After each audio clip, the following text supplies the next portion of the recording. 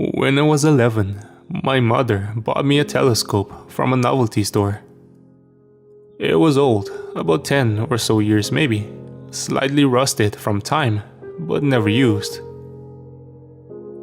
The next night, I went out to a small field and used it to gaze into the sky. The moment the reflected lights of the planets shined into my eyes was the moment I knew what I wanted to do. Our twin sister, Venus, so alike and yet more different than we could have ever imagined. Jupiter, the titanic guardian of the inner planets, morphing the system around it. Saturn, with her beautiful and luscious rings that envelop her sky. Mercury, a small and rapid rock that was closer to the light than anyone on Earth could withstand. And most of all, Mars, the red planet, a fearsome, war-born neighbor, and what would be the next step on humanity's path to the stars. I knew with just one look that I wanted to help guide us on that path. I've been working at NASA for over 15 years now, and in that time, I've seen dozens of proposals for a manned landing on Mars. Hundreds of people spent weeks at a time discussing the engineering process behind designing a craft capable of carrying out the task of transporting mankind back and forth between the two planets. Millions of dollars poured into projects that never came to light. And for the longest time, the problem was that we simply couldn't feasibly land someone on the planet and then help them return home safely. In part, that was one of the reasons we launched the Mars exploration rovers. If you don't know, I'll go over it briefly. The MER was a mission that involved launching 2 rovers to explore the surface of Mars. And the 2 were named Spirit and Opportunity.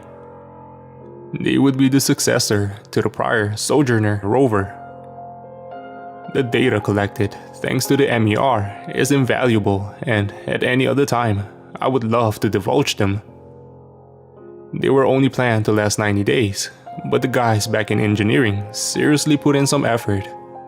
They lasted longer than they should have after arriving in early 2004. For most of the mission, it wasn't too special. We gathered as much data as we could, had the rovers explore their surroundings, mine up rocks sometimes. Nothing too special to write home about, unless you're really interested in Martian minerals. Officially, Spirit's mission ended after getting struck in a sandpit in 2009, losing all power the year later, and the mission declared completed after another year. This is partially true. Spirit really did lose her power after she got stuck. It's partially our fault. She had fallen into a slight dip in the ground, and the risk of falling deeper was huge. We assumed it was a sandpit and acted like we always had, but alas, it wasn't. Upon instructing her to escape, Spirit lost her footing, falling into a deep hole. Her signal strength was heavily weakened by her fall, and the sands of Mars were destined to bury the rover alive. I spent most of the time with Spirit after she fell in. It's strange, yes, but I felt an attachment to the rovers. Seeing her trapped in the dunes of Mars was like watching my daughter trip into a well. Still, she remained operational for nearly 2 months, even if the data she was sending quickly became the same tedious graphics and images that were hampered by time. Most of our crew shifted focus to Opportunity, but I stayed behind with Spirit. The closer she got to the end of her lifespan, the longer we had to wait between responses. The last time we heard from her officially was in late March. We tried for months to communicate, partially at my insistence. Spirit was like my child. I wouldn't let her go so easily. My persistence paid off in the end. In late December, Spirit responded to a data request. From what I could tell, she had somehow fallen even deeper, finding a cave. By some miracle, she remained upright, allowing us to maneuver her through the cavern. When we requested an image, she obliged, and 6 minutes later, the delay between receiving orders and sending data, thanks to the distance, it arrived. And what we saw was baffling, to say the least. It was a perfectly vertical wall, with strange, unknown symbols carved into its surface. There are many possible explanations for this, so nobody on the crew jumped to an extraterrestrial as the cause. We ordered Spirit to get closer and take another photo. It never arrived. Spirit stopped responding once again, likely due to her dying batteries. I thought that was it for her. The image was classified to keep the public from freaking out. At least, until we determined an explanation behind the sigils in the wall. Shortly after that, Spirit's mission was declared complete. And then, out of the blue, she sent an image. This was puzzling. It was the only thing she had sent, despite the hundreds of requests for other forms of data and status updates after the last picture. My guess is that Spirit had actually received her previous order for a photograph, but for whatever reason, was unable to send it back until that point. Due to the circumstances, barely anyone was made aware of the incident. It was just me and a few others who examined the picture. It was pitch black. You couldn't make out anything, even if you tried. That is, until someone suggested brightening it. It was still near total darkness. But in the corner, there were two very distinct red dots, aimed directly at the camera. We couldn't shake how much they looked like eyes. Apart from that, the cavern was slightly visible, appearing to be a vastly different location than we had last seen. Spirit must have moved significantly, but where to, and more importantly how, is something I'm still not entirely sure of. Most of the attention was drawn to the red, glowing dots. This wasn't necessarily proof of anything. There are several possible answers for what they could be.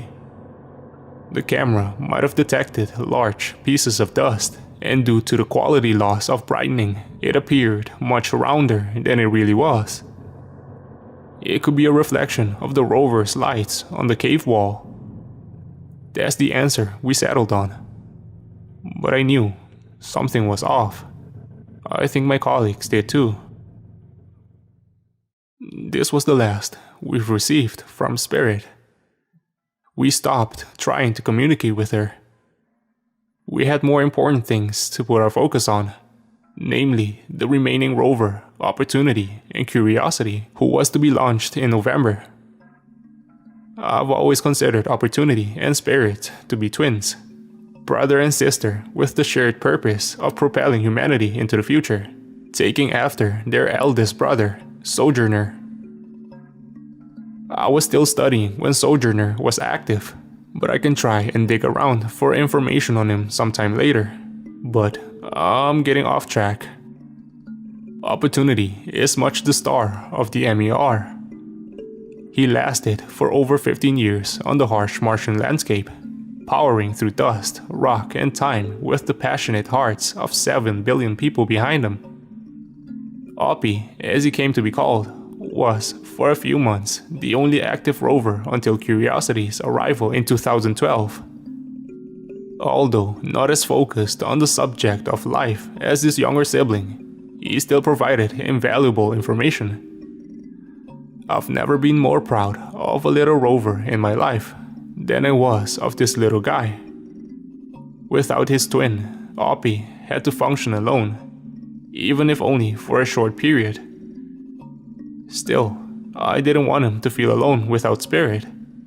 I'd dedicate her memory to him. Oppie's mission officially came to a halt 2 years ago. A severe dust storm had sent him into hibernation, a sleep from which he would never awake.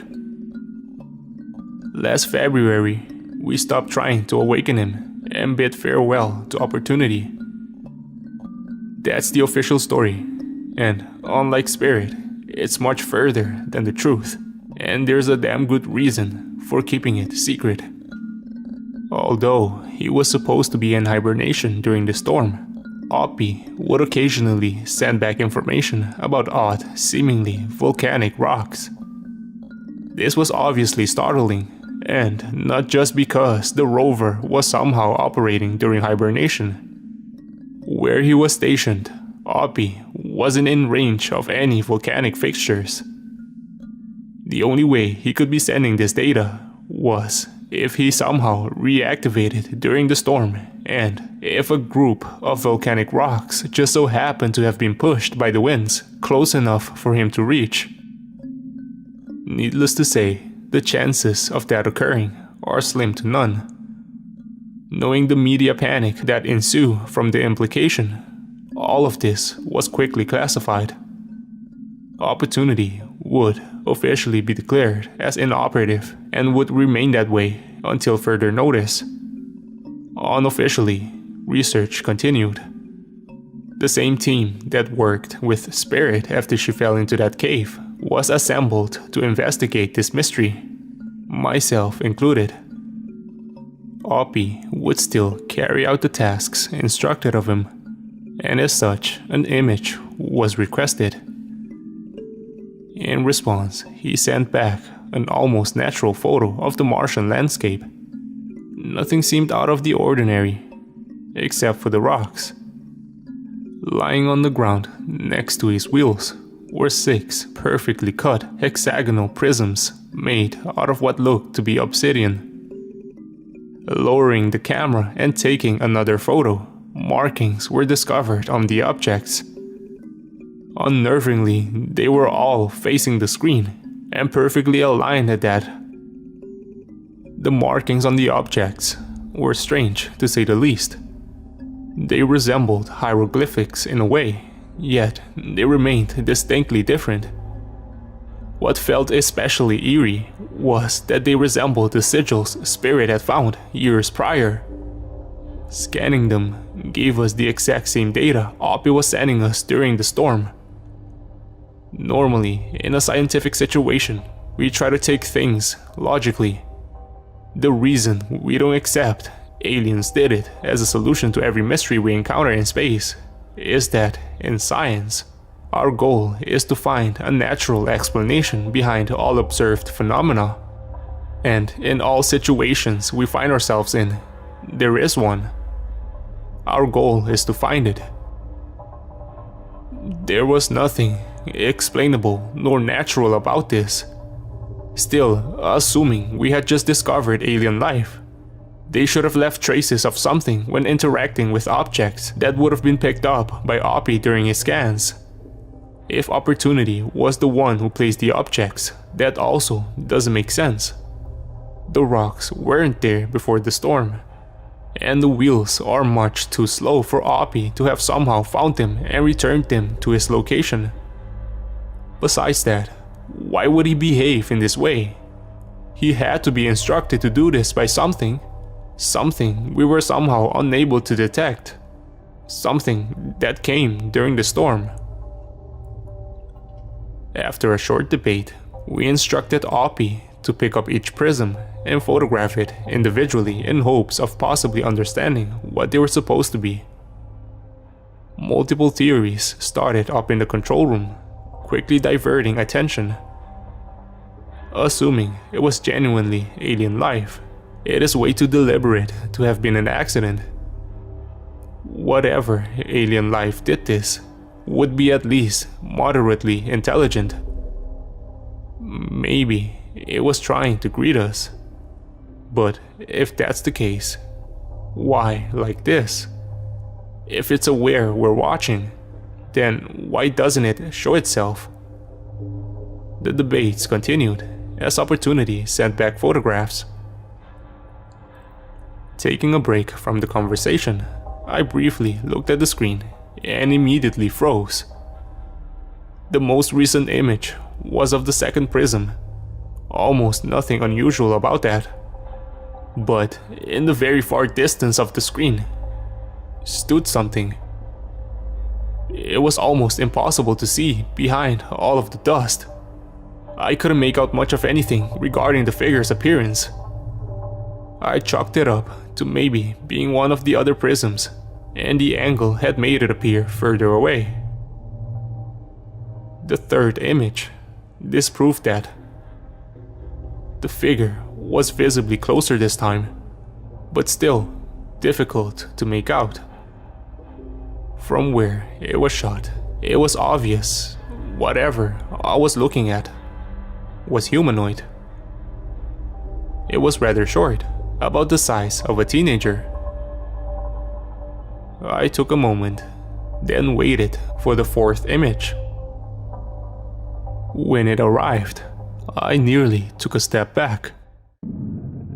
At that point, it was clear that whatever this was, it had to be some sort of a creature, and it was making its way toward Oppie. They were much easier to see, judging by the sudden halt in chatter around me.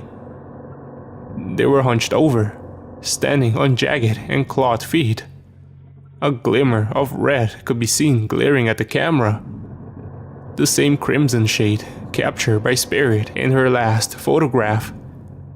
Equally red teeth could be seen in the beast's maddened grin, lined around a long snout. It had several large protrusions emerging from the back of its head, almost like tentacles in the form of hair. Hanging above its head were two very long tails, seemingly longer than the creature was tall, sharp thorns covering them like razor wire. I wasn't afraid of its appearance. I was afraid that whatever this thing was, it was walking on the surface of Mars with apparently no issue. I was afraid of the malice in its eyes. I can't describe what it felt like. They pierced down into my soul, racking my heart with fear until it pounded uncontrollably, as if it was ready to burst from its cage. It didn't feel like it was looking at the rover, nor the camera. It felt like it was looking at us. It couldn't be. It couldn't know. Even if it was aware that the rover could see, it couldn't possibly know what Oppie's purpose is, and it certainly couldn't predict when the images are taken. The data transmission takes 6 minutes total, from when the order is sent to when it is received, and my heart stopped.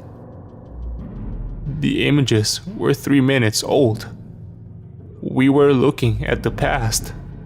The creature was already at the rover.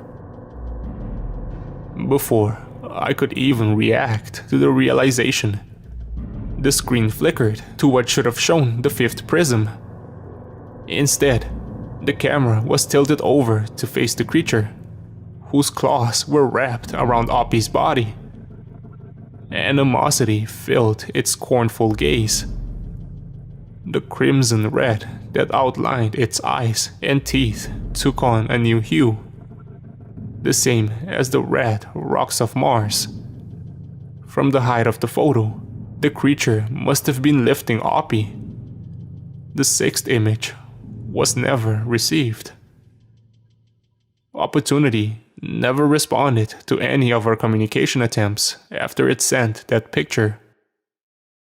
As far as anyone here knows, the creature destroyed the rover, leaving Curiosity alone on the barren surface. Obviously, it was very quickly decided that none of this would become public. Internally, we were a mess afterwards. It was undeniable proof of alien life, which we had searched so long to find. And yet, while nobody could say why, it was more unnerving than exciting.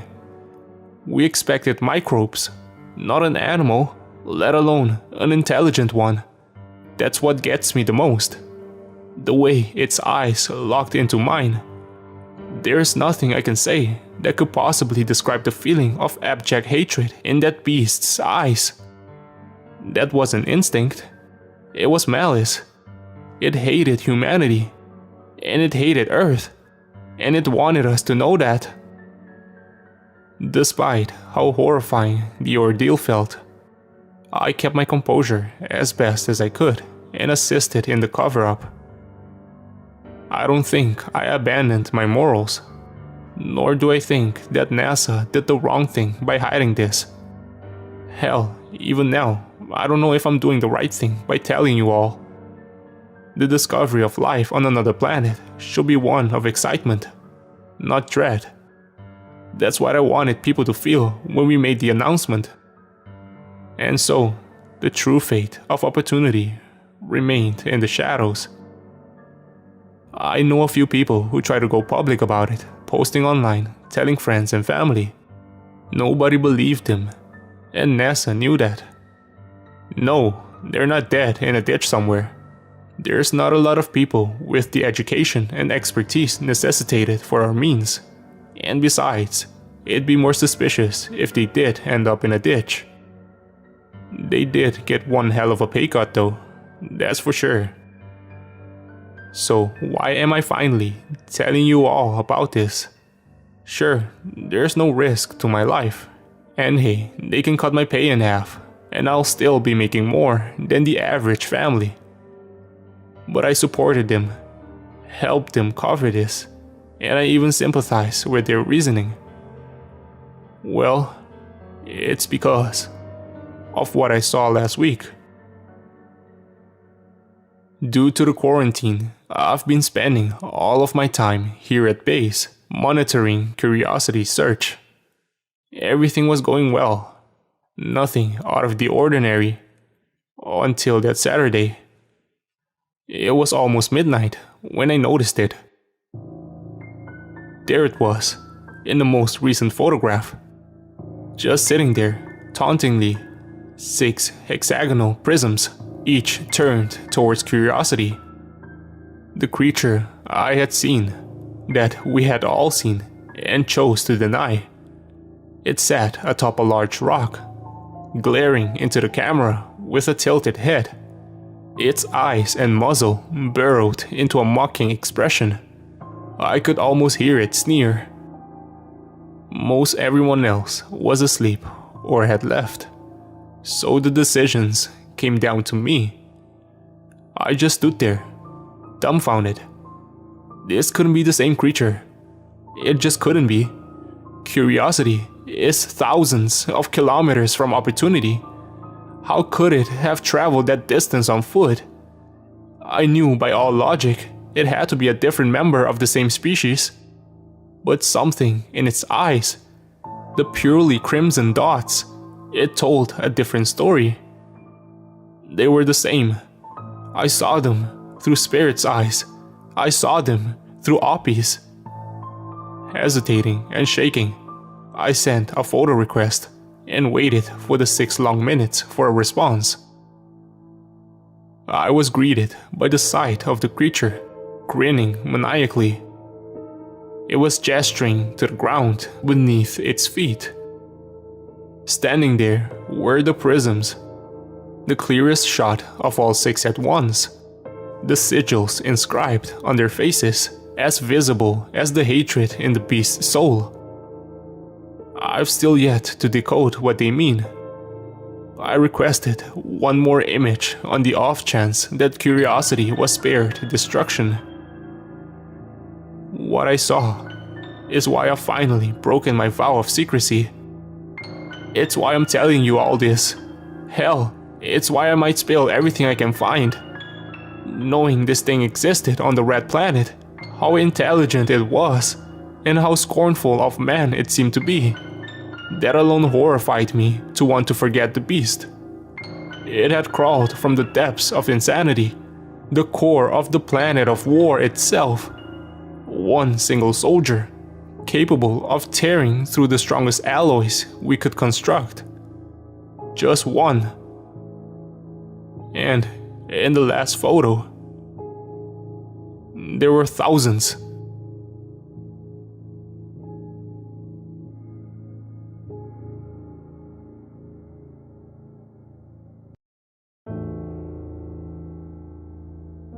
If only I knew what kind of fucked up rabbit hole I was crawling into when I first saw those things on Mars.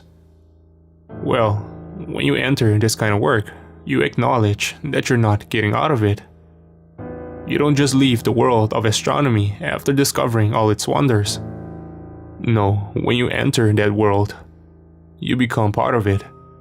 A piece of an ever-growing puzzle. Astronomy is a science that becomes your kin. I've seen things I wish I hadn't. But I can't quit my quest to understand, to discover all that the universe has to offer. When I became an astronomer, when I accepted this position 17 years ago, I understood that it was something I would hold to for the rest of my life. Now that it's led me to what it has, there really is no turning back. Right from the get-go, what I thought was the discovery of extraterrestrial life on another planet was merely another encounter with it. The earliest I can trace the first sighting of the creatures dates back to 1971. Unfortunately, there was in a landing by the Soviets, and trying to sift through their files has led me nowhere so far. I'm left in the dark when it comes to that. Apart from the knowledge that the Soviets were aware of life on Mars decades before Spirit and Opportunity made history. How they did, I'll get into that. But for now, I will keep trying to uncover what I can. Unfortunately, the collapse of the Soviet Union makes this monumentally more difficult. Now, on to what we at NASA have found. Despite what I thought, Sojourner had no encounters with the Martians. Rather, our first meeting was with the Mars Surveyor program in 1998. NASA launched 2 spacecraft that year, an orbiter and a lander. The official story is that the Mars Polar Lander lost contact upon descent, and the Mars Climate Orbiter crashed into the planet due to an error in which the craft utilized imperial seconds. As you can expect by now, this is far from the truth. Lander continued communications for at least 17 hours, and although most records are scrubbed, I found a mostly uncensored report. I'm not sure who recorded it. I've never seen them before, but it contains the bulk of information on Lander. Here's the transcript.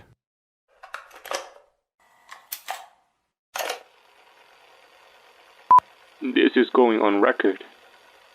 The Mars Surveyor program has encountered unexpected interference. Touchdown occurred at roughly 2012 UTC on December 3rd. The lander failed to establish communications for 34 minutes before successful interactions occurred. Imager showed the location to be vastly different than anticipated. The lander made contact with a deep thin crater that led into a cavern. Probes failed to respond. No data was collected via lander. Object instead lifted by unseen force. Lander ceases communication for the next 23 minutes. Upon return, an image of a shrine was sent. Shrine appeared ritualistic in nature and was carved out of an unknown material, likely obsidian. The video pauses then to show the photo. The molded material and the sigils inscribed into it reminded me all too well. A thick layer of some strange viscous yellow liquid was smeared on the shrine. I couldn't see any Martians in the frame, but I knew they were there. Second photo shows an unidentified figure, standing at approximately 312 centimeters tall, maintaining a slender frame. Analysis from the biological department has concluded that the figure is an animal of reptilian descent. There it is. There it fucking is. Staring right at the camera, grinning with sadistic glee. The next two frames are simply clearer shots of both the Martian and the shrine. Whatever kind of fucked up religion they had, they were dedicated to it. Pieces of metal, presumably from prior landers, were used as decoration. Another similar figure appears, measuring slightly shorter at 306 centimeters. The two figures kneel in front of the shrine. Communication ceases for 49 minutes. When it resumes, lander has been moved back, giving it a clear view. Yet another figure is standing at the altar with a lowered head. Figure turns to face the camera. This one was odd. Markings were present along the creature's scales. For what purpose, we'll get into later. The next few frames are simply more shots of this specific individual. Strangely, there's no malice in this one. Merely a solemn gaze into the lens. It's the first Martian that didn't give me a death glare. 4 other figures enter the frame. The middle figure, hereby designated as the tribute, gets on top of the altar and lays down on its back. The 4 others each take one limb from the tribute and hold it in place before restraining the tribute to the shrine. Tribute shows no signs of hesitation. This frame appears to show them communicating with the others. The 4 figures exit the scene, leaving Tribute alone. 9 minutes pass before a figure enters the frame and stares at the camera.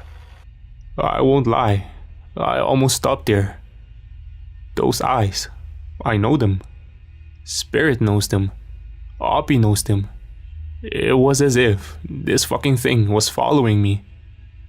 But this was the past, long before Spirit made contact.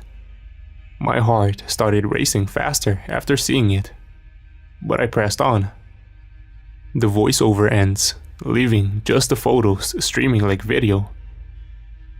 Tribute seemed agitated, almost distressed even.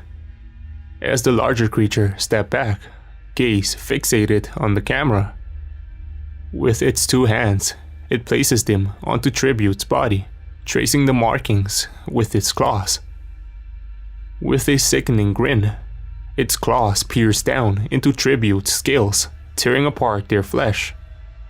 There's no audio attached, but Tribute's expression changed from one of fear and desperation to one of agony. I won't go into detail here for the sake of your sanity, but Tribute was swiftly eviscerated with ruthless efficiency, splattering the shrine with yellow blood. They remained alive for a long while, but eventually succumbed to their wounds. The cuts were drawn along the symbols of their body. When the deed was done, the monster rose from the shrine, eyes having never left the cameras. Then, with one quick strike, it tore Lander apart, ending the signal. The rest of the report talks about the implications and the definite cover-up that would need to happen. My first time watching, I was speechless. If these things were willing to slaughter their own so savagely, that doesn't bode well for future interactions. After that, I didn't know where to look. The Soviets knew something. They did something, but Lander's fate gave no insight into what exactly they did. I had to look elsewhere, and my search eventually led to something entirely new. A completely off-the-records mission. One that was never revealed to the public, let alone what she had found. It was a rover crafted to follow up on Lander's findings. And this lone adventurer went unnamed. I've decided to name her Journey. It just felt wrong for any rover to go as just a statistic. Journey was secretly launched on January 29th, 2000. Her destination was the same as Lander's. Her cameras were much more equipped. They were capable of sending an actual live feed, rather than static images. She made touchdown in mid-February, quickly moving to where Lander had fallen. There's no report on this one, only video files and pictures. For the first 3 days, she just travels, finally finding the shrine late the 3rd night. The blood was dried out by now, scarcely any evidence of the slaughter before. Journey continued to explore the shrine, finding smaller altars and very familiar obsidian rocks. For a large chunk of the footage, no life is seen. Eventually, Journey makes her way down a small and cramped corridor before reaching an expansive open room. Hanging from the rocky ceilings sat dozens of bioluminescent flora, each glowing shades of blue, some dimmer than others. The soil beneath was coated with a dim red grass. Journey paused for a moment, as if she was taking in the view. Small vines stuck out from the grass with bulbous fruit attached. Carefully, she crept towards one, reaching out and taking a fruit to examine. It had an almost ocean blue color and was shaped like a cross between a pear and a banana. Journey didn't have the dexterity to peel back the skin, not without damaging the fruit, I assume. So she gently placed it onto the ground. Following another passageway, she entered a slightly smaller room that shared many traits with the prior.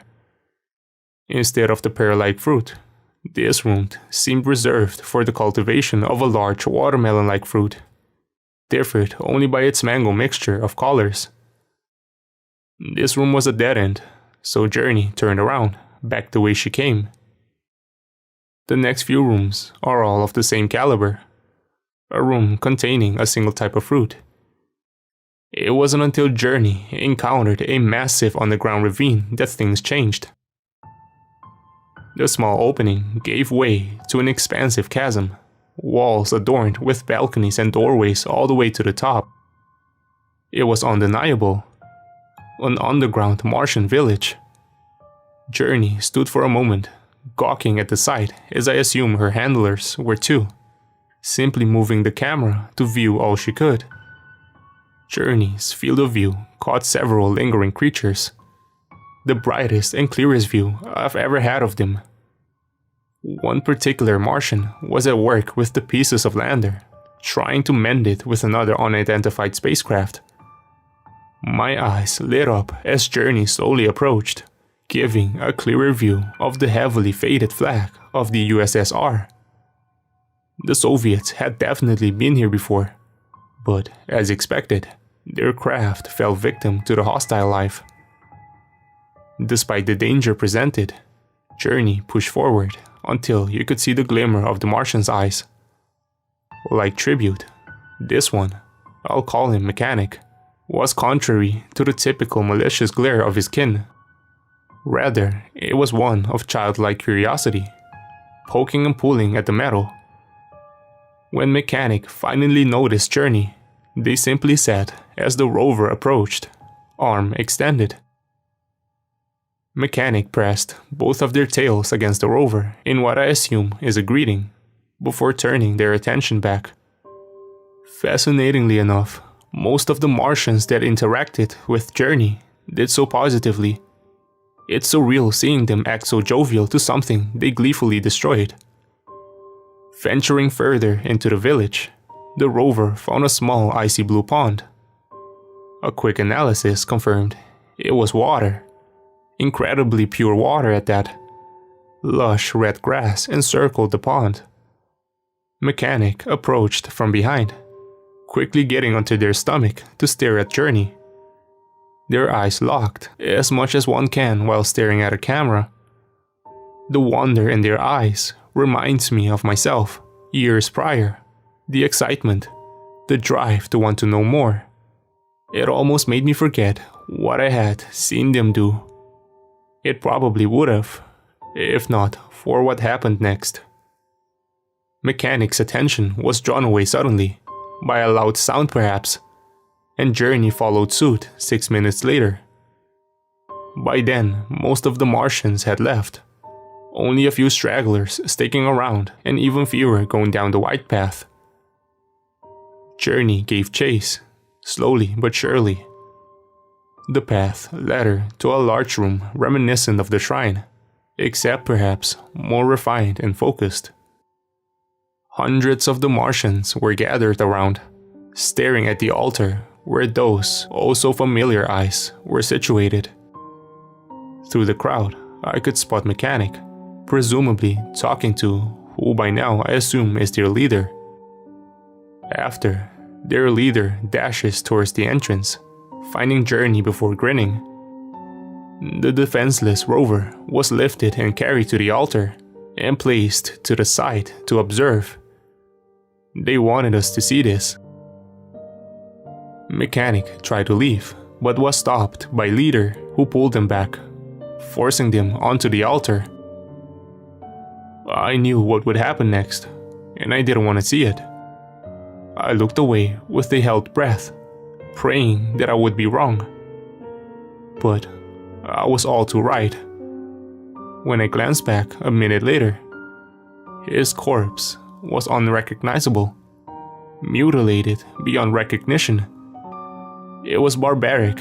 How could a society so intelligent perform such horrific acts?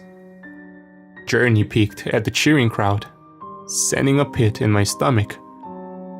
Not all were cheering, but they were definitely a minority. The crowd of Martians enjoyed the show. Somehow, Mechanic was still alive, his eyes gazing into Journey's, beggingly. The rover stood still, and fury filled my veins. Her operators were letting this happen. With one final plunge of Leader's yellow blood-soaked claws, Mechanic's life faded. I was hoping that would be the end of it. It wasn't. As Leader unceremoniously tossed the body aside, 3 figures walked towards the altar, each lending their strength to carry a body of their own. Reaching the end of the hall, they were sprawled out, and my horror rose tenfold. They weren't bodies. They were people. Living, breathing people. Men on Mars. And they were terrified. The 2 males were chained to the altar while the blonde woman was dragged to Journey where she was hidden off camera. I screamed at the rover to move, to help, to do something other than stand and watch. But her operators gave her no aid to assist. Journey was as powerless as these men. The crowd seemed to go insane, beyond ecstatic at the prospect of a ritualistic slaughter. The man on the right, with brown hair, stared defiantly at Leader, bravely facing his death with dignity. The quality of the camera was good enough to even let me see him spit at his killer mockingly. Judging purely by appearance, he was Russian. The Soviets had been to Mars. They even landed on it. I can see why they didn't say. The Russians' taunting was short-lived. Leader jabbed its claws into his abdomen with what must have produced a sickening crack. I grimaced at the sight, but pressed on. The man never screamed, as far as I could tell. He seemed to be laughing in the face of death. I so wished there was audio to know what he had been saying. Even as Leader furiously tore into his chest, the man stayed steadfast until he could laugh no more. A corpse on the slab. The man beside him seemed much younger and significantly less composed. Terror was visible on his face as Leader prepared to deliver him onto the same fate. His eyes made contact with Journey, her lenses echoing the apathetic stance of her operators. The second man had no time to beg. Leader cracked open his chest like a newborn xenomorph would hatch from its host. The man thrashed, kicked, screamed, cried. It made no difference. Leader didn't care, and neither did the operators. Journey sat there, forced to watch along with the woman. The man's torment didn't last long. Mercifully, he died quick. Leader stepped back, hunching over with its head pointed up. It unhinged its jaws in what I can only imagine was an unholy roar of sadistic pride. The crowd was pleased, to say the least. Leader went on to drag out the woman, who had tears in her eyes, forcing her to stare at the camera.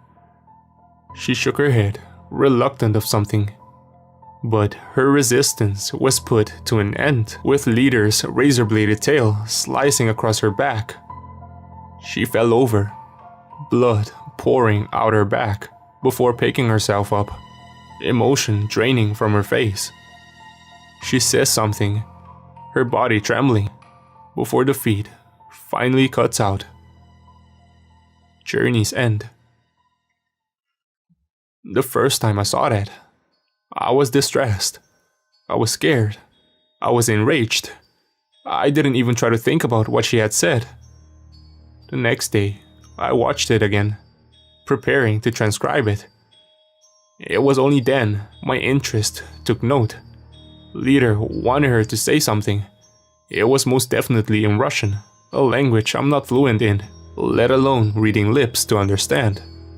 I've given it my best shot, and, well, there's no question about it. I have to find out what the Soviets found. I have to find out what they did.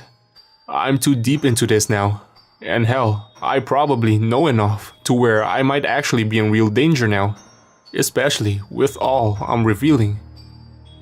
But the world needs to know. You have to know what she said. This is all our fault.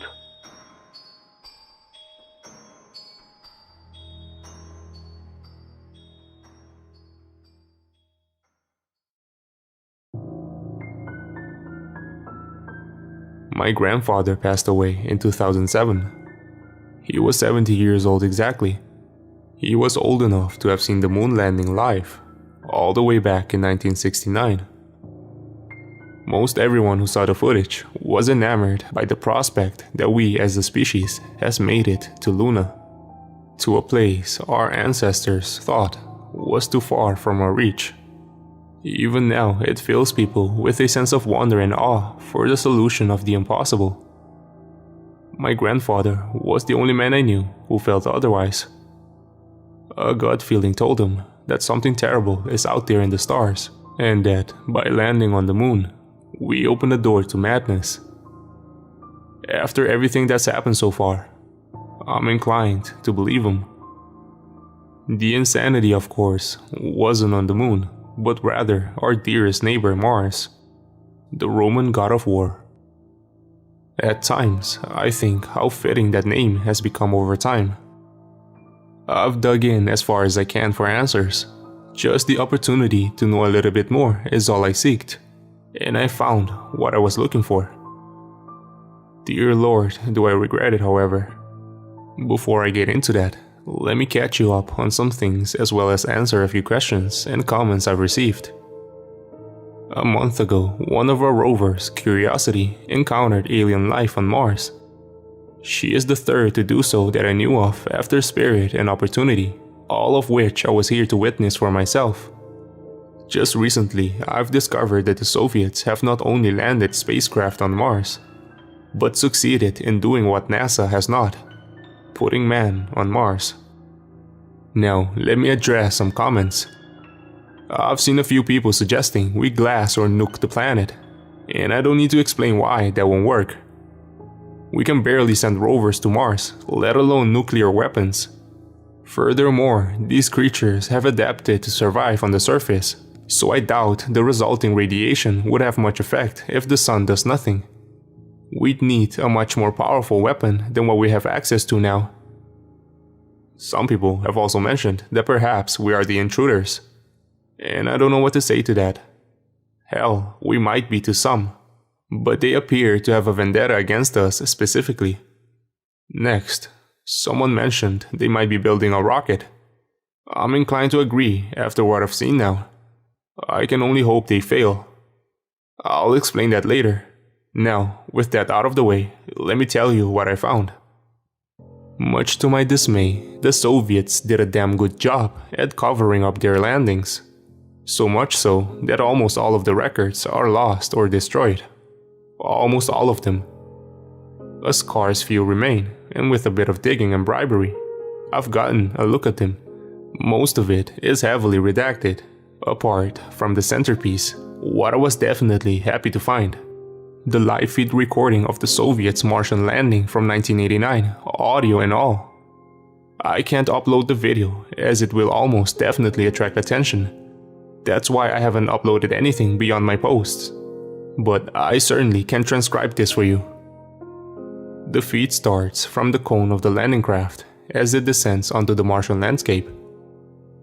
For a few minutes, nothing of note happens, until the door unseals and slowly opens.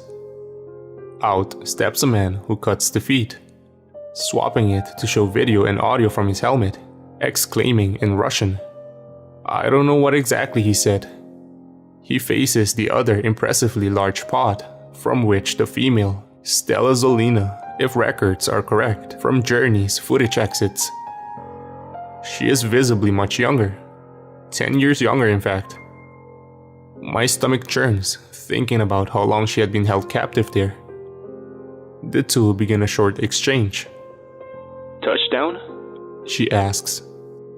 Yes, we did it. Can you hear us, Commander? We're on the surface. The man replies with beaming enthusiasm. The woman steps aside to give room for the rest of the crew to come out. It's a rather large crew of 7 people. 2 men who I recognized from Journey's footage are among them.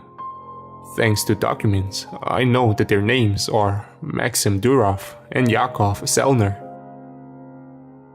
The 6th crew member gathered in a line as the camera operator showed them off one by one, admiring the dedication and heroism of his crew.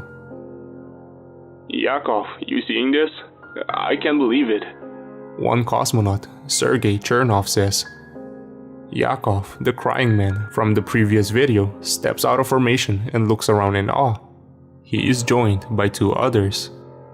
We're heroes, the pride and joy of millions. How could I believe it? Yakov answers. The 2nd woman, Documents namer Natia Letova, re-enters the capsule along with Maxim and a man named by Documents as Luchak Turbin. That leaves Damian Poltonov as the cameraman. The footage is mostly uneventful for the first 30 minutes or so. Mostly the crew discussing their excitement and pride for the successful landing while they set up equipment and gather samples. Yakov takes a Soviet flag from the craft and ventures with Sergei to find a place to plant it. Careful and be back in 10, no less. Damian orders. Yakov chuckles and keeps walking. I can almost feel Damian roll his eyes. He steps in the pot, and the next 10 minutes are simply just waiting. Of course, neither Yakov nor Sergei returned. Yakov, what's the holdup? Luchak asks impatiently. No response. Yakov? Sergei? Nothing but silence. Come in, Yakov. This is Sergei. Can you read me? Sergei's voice is dumbstruck, contrasting how tough it sounds otherwise. We found a structure. Luchak turns to look at Damian in confusion. Natia has no answers either, if she even noticed. Explain, Sergei. It's a cavern. Deep. Can't see far into it. Yakov wouldn't listen and went down. Lost comms. Tried to follow, but it's too dark. There is a hint of panic in Sergei's voice. I could tell what cavern he found. I knew exactly what he was referring to. The shrine. Fucking idiot, Yakov. How did he even pass? Sergei, stay where you are. Maxim, Stella, bring him a lamp. Go find that idiot. Damian, Natia, stay with me. I could agree with Luchak's anger. Even though he couldn't have shown, Yakov was clearly not the brightest. Maxim and Stella pack up a few supplies before heading out. Damian gives the camera to Stella and the two head out. The trek to Sergei felt ever familiar. The unmarked ground being filled with footsteps that would be joined by a rover's slow riding across the ground. When Sergei came into view, he waved to Maxim as the cavern was visible behind him. It confirmed my fears. It was definitely the same cavern Lander and Journey had encountered. Hey, we got the lamp. Have you heard from Yakov? Maxim asked, setting down the lamp and looking into the hole in the surface. Nothing, man. Not even static. That idiot's probably lost by now. I told him not to go in. At least I kept the flag.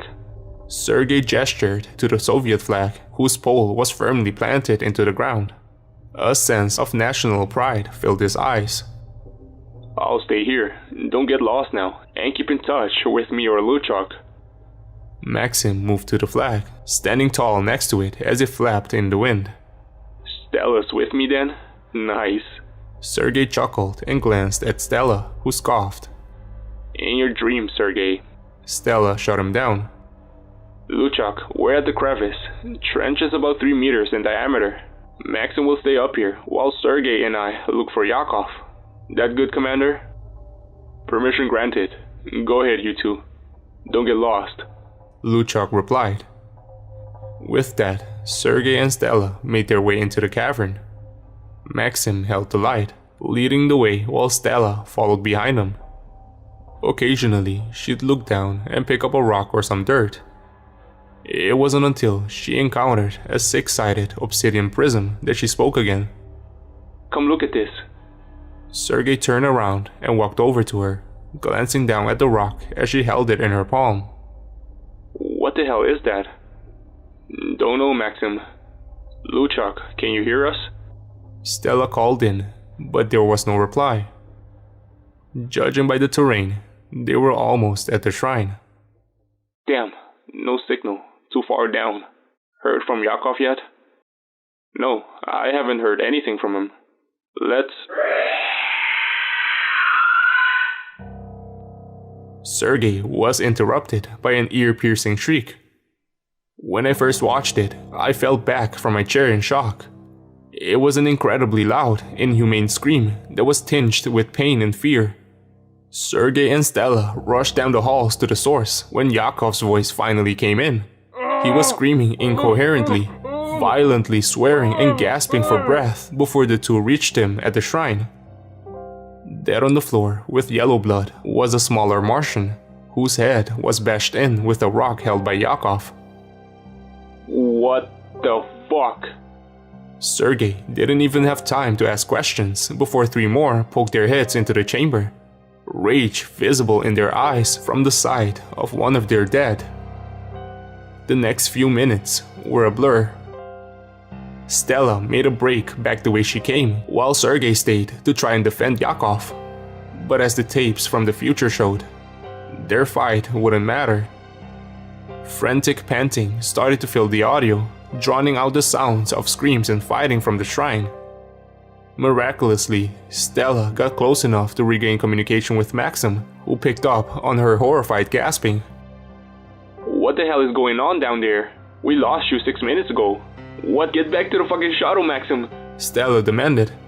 Calm down, Stella. I can't. There's something down here. Now fucking move, Maxim! Something? You mean, yes, Maxim. Now hurry. They're right behind me. Stella looked back to see 2 Martians running across the cavern's floor on all 4s, chasing her with a maddening bloodlust. A light at the end of the tunnel gave way to the surface where Stella nearly collapsed into Maxim's arms. Their reunion was short-lived thanks to the creatures behind, which grabbed onto Stella and began dragging her back into the cave.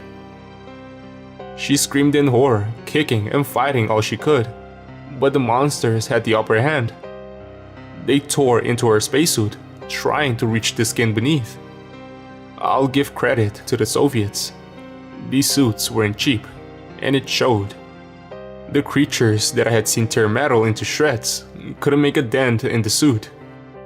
Maxim must have realized things were lost when even more emerged from the cave, as they started running back towards the shuttle while the Martians gave up on trying to get to Stella's body, simply opting to drag her back into the darkness as she screamed and begged for help.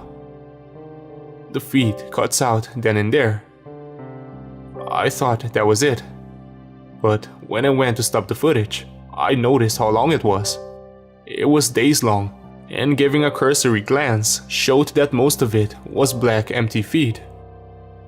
That is, until the end of the 5th day, when the footage finally returns.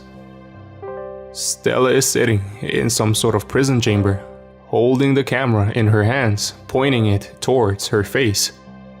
She is still wearing the tattered and dirty remains of her spacesuit as she wept softly. After a few seconds, she spoke. This is Stella Zolina, age 27, part of the USSR's Martian Expanse program. I don't know if Command is receiving this. Likely not.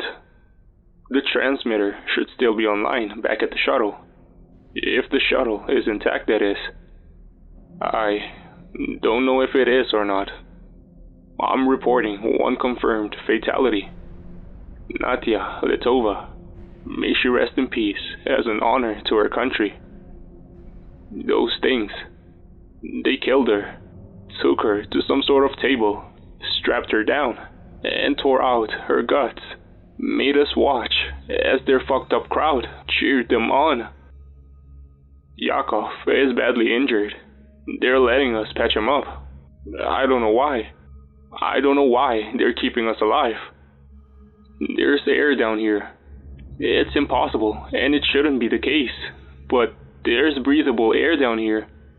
I saw a couple of plants and farms on my way in. I can hear them speak sometimes, at what I assume must be night. I can't tell down here, and it's hard. Their voices are a bit scratchy and range from mellow to violent. I think there's some now. Hold on. Stella pauses, holding the camera close to the wall. I can vaguely make out the sounds of alien chatter. Their voices seemed wrong, somehow. I don't know how to put it, but it made me feel very uneasy. It's difficult to describe. The best way to put it is, it sounds like a mixture between some sort of reptilian croaking and an Asian dialect. Sorry, I'm distracted now. I just want to go home, you know? Never thought I'd get accepted for this program. And when I first got on the ship, I thought this would be something amazing. And we did land here. We did. We've made it to Mars. I don't think the inhabitants are happy about it. I don't know if it's because Yakov killed one. He says it attacked him first. Another thing I've noticed is that every day they take one of their own down into that first room we found. And after a few minutes, they come back without them, coated in blood. Sergei says it's some sort of sacrificial ritual. They drag the last one kicking and screaming. I don't know why they're killing their own and not us. But Stella is interrupted by off-camera shuffling, which prompts her to turn the camera towards the noise, showing Damien still in his spacesuit but awake. Beside him is Luchak, who is tending to Yakov. You finally got that thing working? They need to send men up here and fucking trash the place. Shoot every single one of those fucking lizards. Those bastards deserve it after what they did to... Damien himself is interrupted when Luchak interjects. Don't be a fucking idiot, Damien. You think anyone's gonna help? Luchak scoffs, shaking his head. It reminds me of the date of this recording, 1989, 31 years ago. He was right. Nobody would save them. Hell, we knew about them since 1999, and we didn't even bother to help. We just covered it up and moved on. Damien grumbles and walks towards Stella, taking a seat right next to her. He offers to hold the camera wordlessly, and she obliges, handing it over to him. They took Sergei and Maxim for something. I don't know what. They still haven't found the ship, as far as we know. When Sergei explained, we decided to abandon the ship, leading those things off course. God knows that if they found it, they're looking for it. I think they know that it can get them to Earth. Fuck, if they find it. Damien's grim expression, as he stared hopelessly into the camera, spoke miles. The sudden recognition in his eyes gave way to sorrow. I remembered that we never saw that craft. Movement comes from outside the cell, and Damien aims the camera to watch with him. A group of Martians march towards it, pushing Sergei and Maxim along. Damien stops breathing for a moment, the view of the camera shaking intensely. Luchuk, how long do the ship's transmitters function after touchdown? Damien asks, his voice dead set on a suicidal idea that I already knew he'd go through with. About a week or two tops. Why? Luchuk answers, oblivious to Damien's idea. Stella gasps, seemingly putting two and two together. I'm going to get this camera to the ship and send the feed to command. Then I'm going to activate the launch sequence. Damien explains his plan. Stella quietly pleads with him not to, as the Martians grow closer. The launch sequence won't function without the coolant tanks. It'll blow itself apart. I know. Do you need us to buy you some time? Luchuk is heard getting up as well, and Stella sighs, realizing that there's no use arguing against Damien. Do whatever you can do. Sergei and Maxim are smart enough to know. I can get back there easily. I'll get this sent out, so command knows what kind of fucked up shit is down here. Stella and Luchuk were in silent agreement. When the Martians opened the cell door, the three of them charged into them, catching all of them off guard. Damien made a break for it with the camera, as the others did what they could to hold him back. After a short scuffle, Luchuk pained screams echoed through the damp, dark corridors before it turned to eerie gurgling, as I could only assume his body was defiled and ripped into endless shreds. Thankfully, Damien didn't turn the camera back to look. He kept going through the caves, reaching the massive area Journey would encounter a decade later, then running into the farming rooms. I knew he'd make it, but the tense sounds of the creatures crawling across the halls right behind him, I don't know how he had the courage to keep running. Past a familiar shrine, adorned with a Martian's mangled corpse, indicating the recent sacrifice, and into the natural formations of the cave, until the distant beams of the sun were shining through the crack in the surface. The flag of the USSR was still firmly attached to its flagpole. Damien ripped it from the ground and finally glanced behind him with the camera. He swung the pole with all of his strength as one of the Martians came to the surface, knocking them back into the others in a pile. Taking the advantage while they were down, he speared the pole through all five of them, slicing into their scaled flesh and sending their blood flying with an audible yell. Victorious, Damien continued his sprints towards the craft, having bought himself time. In the distance, it came into view, Damien clutching the camera tightly in his hand. I could hear more scampering behind him. They were back on track. He quickly undid the seal, pulling the hatch and climbing inside. Before he could close it, one of the Martians dived into the opening, becoming trapped with him inside. The noises outside stopped. It was clear they didn't want to risk destroying the spacecraft. Damien swung at the monster inside of the craft, knocking him to the ground. He took a moment to show the view outside from the interior of the shuttle, before speaking one last time. If this thing is still on, stay the fuck away from here. You got that? The feed finally ends as Damien presumably hooked up the camera to send back all of the footage it had obtained. The rest of the Soviets' records showed that the craft stopped sending any signals 8 minutes later, indicating its destruction and the failed takeoff. The Soviets were dumbfounded and horrified. All of their remaining reports indicate the absolute chaos they devolved into after. Hell, it may have even contributed to the collapse of the Union for all I know. Thoughts of many people believing it may be best to destroy nations to hide the truth. Whatever the case is, Russia isn't even aware of this. Everyone assigned around that time either went into isolation, assumed new identities, or took their lives. After I saw it, after I took it all in, I didn't know what to do anymore. The Martians are not only aware of us, they almost definitely were attempting to rebuild that spacecraft. God knows what the hell they'd do if they got here.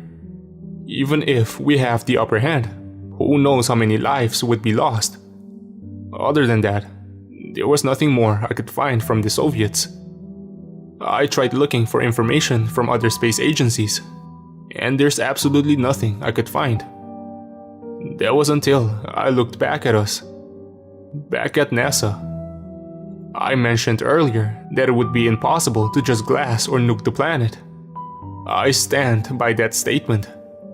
You see, I found out why NASA kept sending rovers to Mars. Why we keep sending things up to that planet that those creatures could just use against us. We can't launch a nuke and hope it kills them. It's too precise of a projection. What we can do is send something that they wouldn't even think twice about. Something that they would unknowingly take into the heart of their people. A Trojan horse. Remember back when I first decided to tell you all about this? The rover Curiosity? She's still active. The Martians took her back into their cave. And she's still sending feeds. They took it to the cave. The one that all had found before and fallen victim to. They want to show us another sacrifice. They want to show Curiosity her first and only blood show before they destroy her. The Martians are preparing for it. They should perform their ritual sometime next week. And Curiosity is ready. Ready to do what she was always destined to do. I can only hope she pulls this off.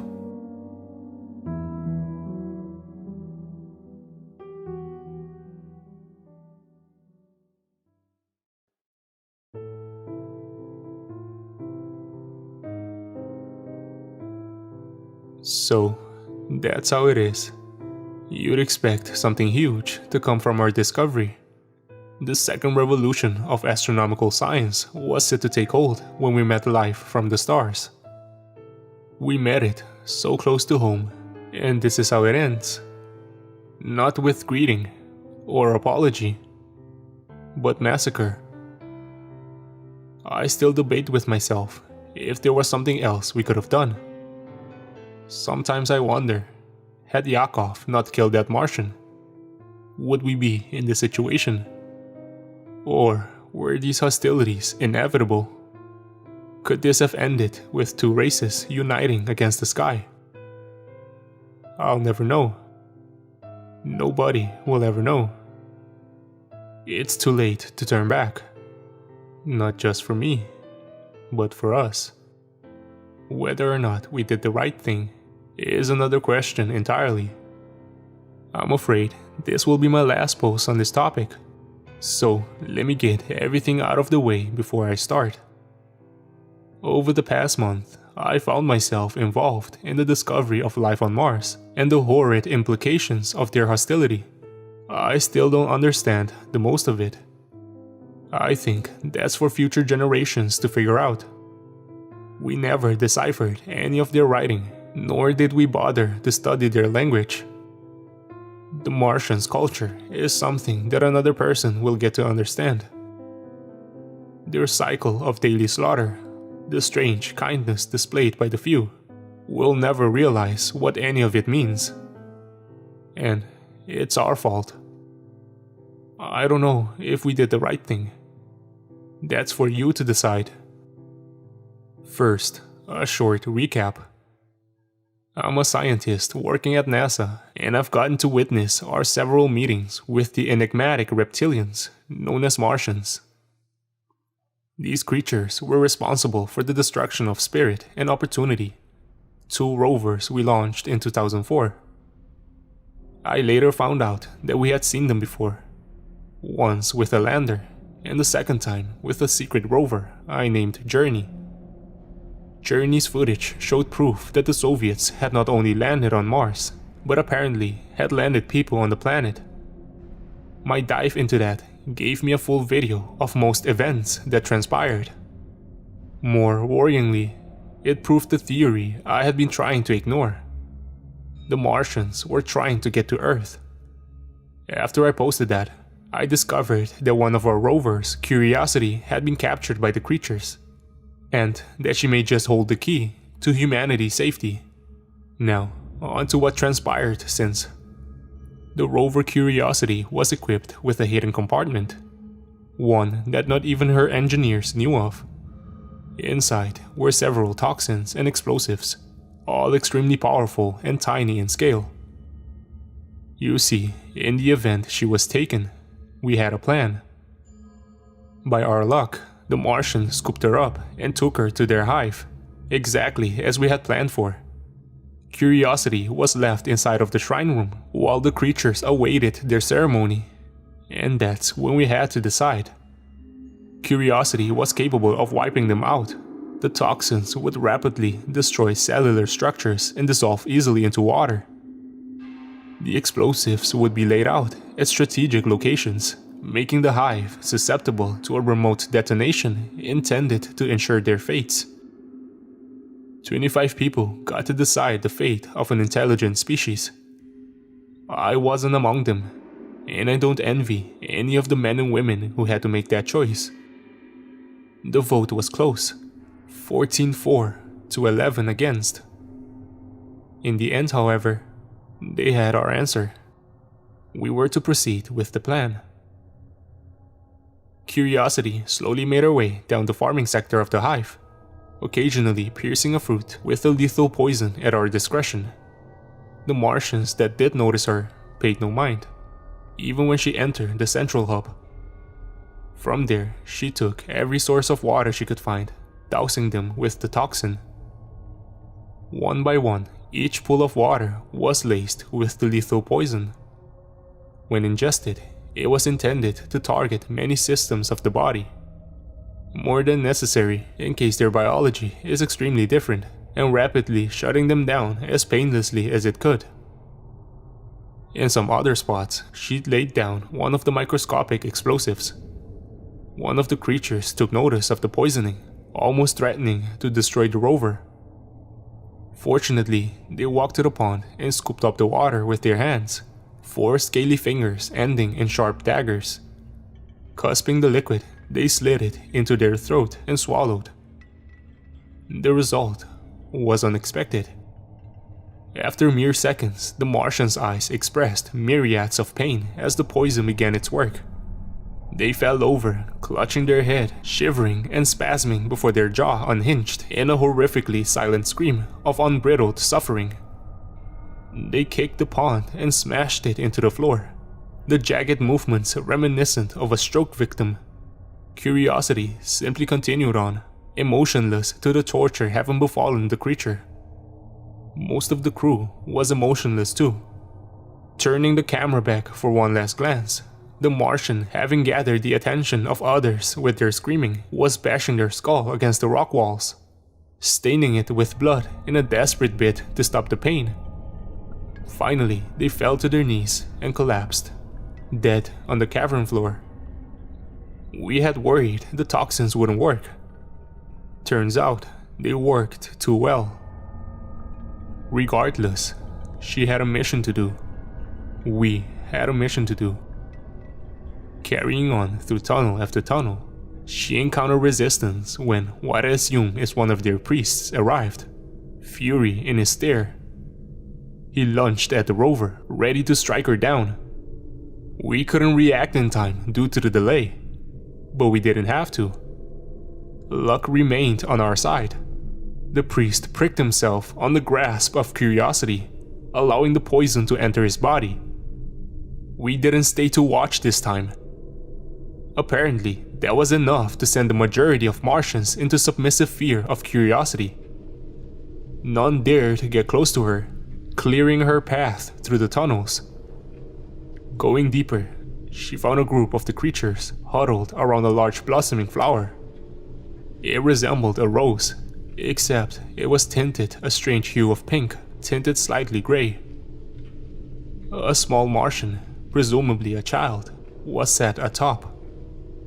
The crowd was too entranced to notice as curiosity entered the next room. This room was simply breathtaking. It opened to a massive expanse reaching hundreds of meters in all directions.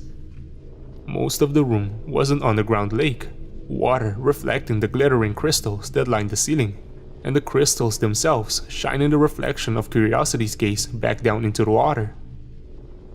There was no telling how deep the lake went. We couldn't risk getting her close enough to see. The best guess we have is a couple hundred meters of clear and pristinely clean water stretching down into the crust of Mars. It was definitely their primary water source, and a decision was made to dump most of the remaining toxins into this lake, keeping a few on hand just in case. With that, Curiosity turned back through the flower room and into the central hub, where she was noticed by Leader. I knew it was him. I just knew it, even from his faraway eyes. I could tell who it was. I think the rest of us did too. Leader stormed towards the rover in fury, lifting her up and carrying her with his strength. Beside him, many more Martians began to follow him obediently. It was time for their ritual. The grand scale of the water room was outdone by the temple, which had been substantially increased in size and grandeur since the late 90s. Hundreds to thousands of chairs were positioned across the delicate pavement, each carved to fit the stature of the Martians. Engraved into each obsidian seat were symbols much like the ones on the prism seen before. As Leader made his way to the centerpiece, the Martians filtered in through the numerous entryways, all taking their place on the finely crafted thrones. Decorating the center shrine were distinct human bones, all of them seared into unrecognizable patterns of glory, celebrating their deaths. Curiosity was stationed on top of a large slab to prevent her escape as Leader awaited the sacrifices. From the main entrance emerged a group of Martians wearing cloaks of tough fabric, likely salvaged from the suits brought by the Soviets. The group forced along 5 blindfolded individuals, only 2 of whom were continuing to put up any resistance. The other 3 marched in seemingly reluctance, although knowledgeable of the inevitability of their fates. They reached the expanded altar, and one by one the tributes were forced onto the stone and had their arms and legs spread out to the sides and held down with a makeshift chain. Curiosity zoomed in on the preparation, revealing the intricacies of the ritual being performed. The priests made swift yet smooth motions, clearly accustomed to the movement involved with this process. We contemplated detonating the explosives while they worked, but decided to wait instead, keeping the small devices ready to activate at a moment's notice. This would be the last thing we'd ever see from the Martians, so I suppose we didn't want to waste it. With the tributes prepared, Leader picked up one of the larger bones resting against the altar. He showed it to the crowd, to their silent yet defeating glee, then held it in front of Curiosity's camera. He grasped it tightly, glaring into the lens with burning, unending hatred, before swiftly turning around and slamming the bone into the skull of the leftmost sacrifice, cracking apart the scales to reveal the squishy interior caked with blood. The Leader continued to slam the blunt end into the now dead Martian's head, flattening it and splattering himself in blood with each blow.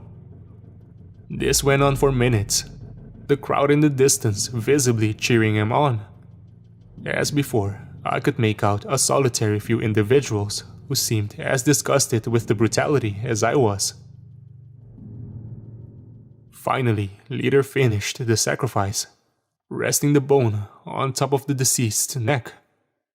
He reached down to retrieve a second bone and moved to the rightmost victim, one of the strugglers.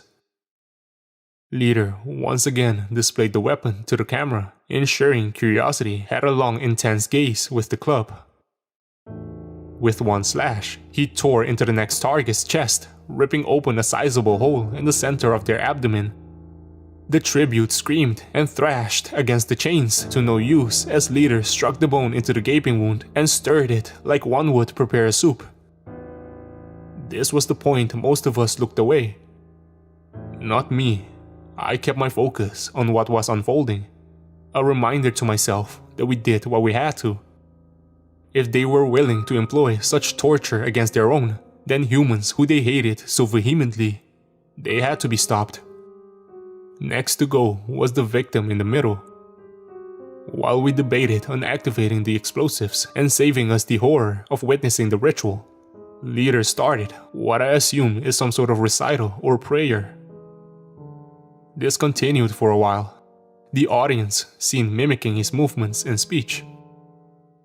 We had seen enough, I heard being argued. I said nothing as the middle victim was promptly eviscerated by Leader's bladed claws. By the time he had finished, it was more than enough for the rest of us. I watched somberly as Curiosity was instructed to detonate the explosives. During the 6-minute delay, Leader gestured to the remaining sacrifices, and then to Curiosity, as if to taunt her. He made no moves, simply waiting for a response. From what I can tell, it seemed that he wanted us to decide who dies next. Something we never did. Time marched on, Leader growing ever more impatient, unaware of what was to come. And then, just like that, the feet cut to white as the explosives did their work, traversing throughout the caverns as they had been placed to do. Curiosity's signal was lost, as she presumably perished in the detonation. And really, that was it. Just like that, it was all over. It felt anticlimactic, because it was. I can't describe the emptiness that filled me after the fact. I thought we'd see something new from them before their end. Most of all, it was the loss of Curiosity that struck me. It wasn't like the other rovers who had died in their discoveries. Curiosity may have saved the world. She did what we had to, and she'd be lost because of it. Nobody would know the truth of her demise, relegated to a system failure that never happened. The world would remain blind to her sacrifice. That's what hit me hardest. After that, there wasn't much left to do. Files were expunged, records redacted or deleted outright. Video files from the past burned and left as ash. Payments made to keep people quiet. Many resignations along with them, myself included. I couldn't keep working, and the stars knowing all of this, then being expected to focus on the mundane. I just can't do that, as I'm sure you no doubt understand. I kept in contact with colleagues, but that was it for me. I patiently awaited the announcement of Curiosity's failure. It never happened though. Last night, I received a call from a close friend who was still working at NASA. It was about Curiosity. Just when they had prepared a cover story, she responded to a status request. By some impossible miracle, Curiosity had survived, almost entirely intact. She was in a dark unknown cavern, and with nothing else to do, she was sent onward down the cold lifeless path, coming into view of a light. It was an exit to the cave, leading to the surface, beams of the sun gleaming down onto her metal skin. I was relieved beyond belief to hear her survival. We don't know how it happened, nor how she ended up where she did. But nobody cared about that. Curiosity was alive and well, and could continue to explore safely without fear. In celebration, she took a few photos of the surrounding landscape. The desert red of Mars that I've come to fear and love at the same time. Dunes and hills scattered around, slight imperfections in the crust. After all that had happened, It was beautiful. One of the photos she took was of the cavern behind her. A wide shot that appeared as a still frame from a carefully directed film. Contrasting the bright lights of the surface was the dark abyss of the cavern. I couldn't take my eyes off of this image. It astounded me in a way, with the prospect of triumph it held, as curiosity proudly stood alive against all odds. There's only one thing that soured this moment. The dozens of crimson dots staring from the darkness